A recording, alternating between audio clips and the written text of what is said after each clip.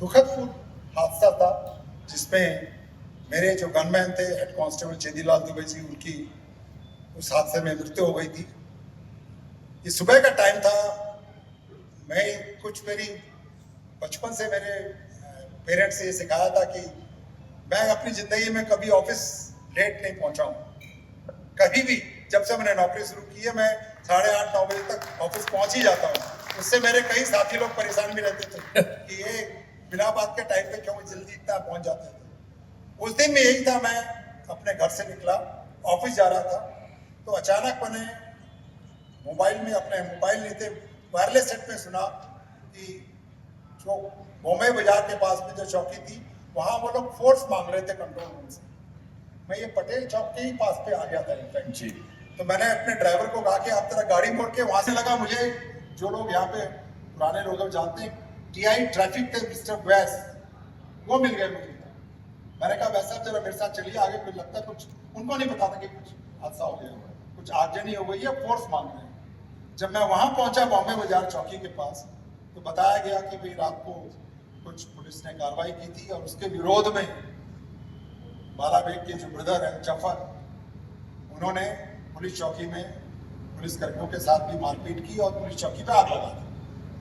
तो मैं थोड़ा खड़ा रहा। मैंने कहा नहीं, बाला बेग का घर कहा? मैंने घर नहीं देखा था उस वक्त बाला बेग का। वहाँ बाला बेग जी को जानता था क्योंकि वो अमन कमेटी के मेंबर भी थे। वो पहले 84 में जब मैं आया था वो अमन कमेटी में आते थे, तो हम उनको देखते थे। हमें नहीं पता था कि बाला बेग जी का क्या है, पर बाद में जब पता लगा कि इनका तो मतलब दो चेहरे हैं इनके, एक अमन कमेटी में भी आती है और एक ये यहाँ का अलग हो, और फिर एक ऐसी छवि बनी हुई थी कि बॉम्बे बाजार के एरिया में 45 साल से लोग कहते थे पुलिस नहीं गई है। तो हमको भी थोड़ा बहुत लगता था कि भाई पुलिस नहीं गई है, कुछ तो कारण होगा यहाँ पे।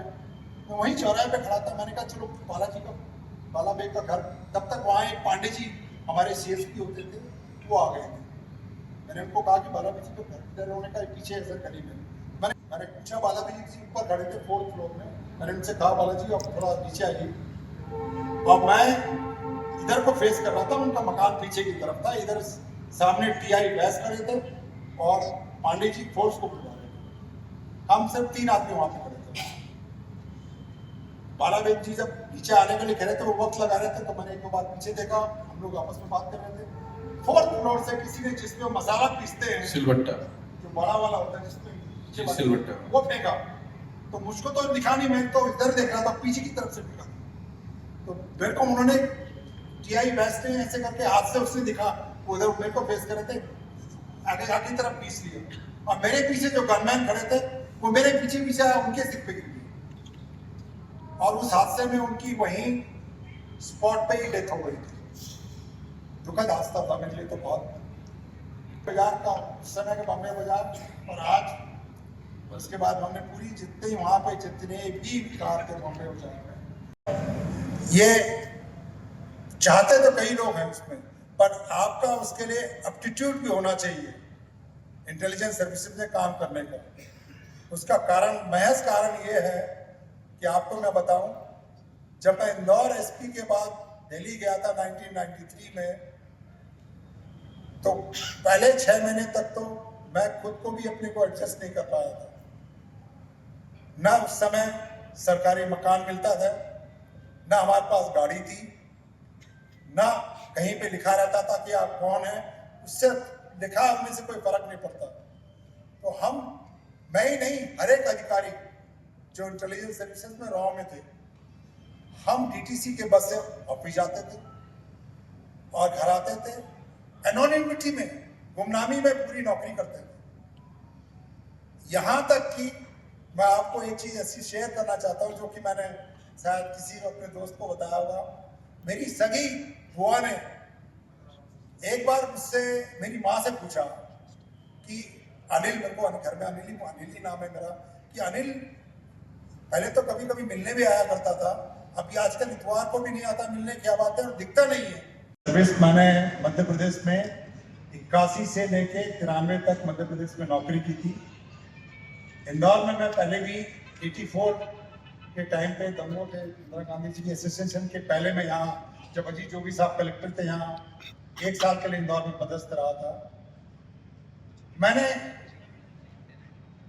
8-10 जगह जहां जहां नौकरी की, इंदौर के लोगों को मैंने जब सोचा और समझा और पाया कि ये लोग दूसरे स्वभाव के लोग, अगर इनके साथ मिलके बैठ के काम किया जाए तो ये हर समय मैंने देखा साथ देने के लिए आगे बढ़ के खड़े होकर तैयार है। तो मेरे वहाँ साथी थे कि भाई ये क्या है, मैं जरा जाके वहाँ देखना चाहूँगा। और हम लोगों ने तय किया, मैंने कहा देखिए जहाँ तक मेरी समझ है कुछ ऐसी बातें हैं जो आपस में टकराव कर रहे हैं, इसको थोड़ा सा इन्हीं के तरीके से सुलझाया जाए। अगली बार जब कोई झंझट हुई वहाँ पे, मैंने कहा हम इनकी कोई भी FIR, कोई भी शिकायत अपनी तरफ से नहीं लिखेंगे, हम इनको कहेंगे आप लिख के दीजिए हमें जो भी आपके जिसके प्रति भी आपको शिकायत है। अक्सर क्या होता है कि जो लोग आते हैं हम FIR लिखते हैं और बाद में ये भी शिकायतें आती है कि साहब इन्होंने FIR में कुछ अपने मन से भी लिख दिया, कुछ हमने तो ये नहीं बोला था। तो मैंने कहा इनको जो लिख के देना वो लिख के दीजिए। उस प्रोसेस में क्या हुआ कि एक वर्ग के लोगों ने 30-40 लोगों के नाम लिखा दिए, दूसरे वर्ग के लोगों ने भी 30-40 लोगों के नाम लिखा दिए, जितने भी लोग थे। हमने कहा कि जितने भी लोगों के नाम लिखा है इन सबको उठा के बंद करो। आप हमें विश्वास दिलाओ कि आप आपस में बैठ के बातचीत करके अपने जितने भी लोग हैं उनको बिठा के इस प्रॉब्लम को सॉल्व करोगे। उसके बाद हमने उनको जितने भी बंद थे, कोई प्रिवेंटिव पीरियड ने बहुत बड़ा अपराध तो किया नहीं था, छोड़ दिया। सब बैठ के लोगों ने आपस में बैठ के तय किया। हमने कहा आप लोग एक ही मोहल्ले में रहते हैं, आप सब कुछ चेंज कर सकते हैं, या तो मोहल्ला चेंज कर दीजिए, पर आप अपने पड़ोसी जो है उनको कैसे चेंज करोगे? आप इतने सालों से यहाँ रह रहे हो, जनरेशन हो गई आपको। उसके बाद वहीं कई बुजुर्गों ने यह तय किया कि हम एक साथ में एक कम से कम पंचायत बनाएंगे और दोनों समाज के लोग उसमें रहेंगे, बारी बारी से एक उसमें प्रेसिडेंट रहेगा, एक सेक्रेटरी रहेंगे, और दोनों समाज के जितने भी त्योहार हैं, चाहे वो ईद हो, होली हो, दिवाली हो, सब लोग एक साथ मनाते थे। और उन्हीं लोगों ने उस पंचायत का नाम रखा दौलतगंज की एकता पंचायत। उसके ऊपर मैं आपको बता दूं, दिल्ली दूरदर्शन से, दिल्ली से एक टीम आई थी, उसको पूरे उसके ऊपर एक डॉक्यूमेंट्री बनी थी। वो डॉक्यूमेंट्री हर एक ट्रेनिंग इंस्टीट्यूट में, इंक्लूडिंग नेशनल पुलिस एकेडमी में भी भेजी जाती है। तो ये शुरुआत वहां से हुई थी। उसके मुझे पूरा विश्वास हो गया था कि अगर इंदौर की प्रॉब्लम सॉल्व, प्रशासन तो मदद कर सकता है, प्रॉब्लम सॉल्व करने के लिए जनता आगे आएगी तो प्रॉब्लम जल्दी सॉल्व होगी। और उसका उदाहरण दौलतगंज की एकता पंचायत।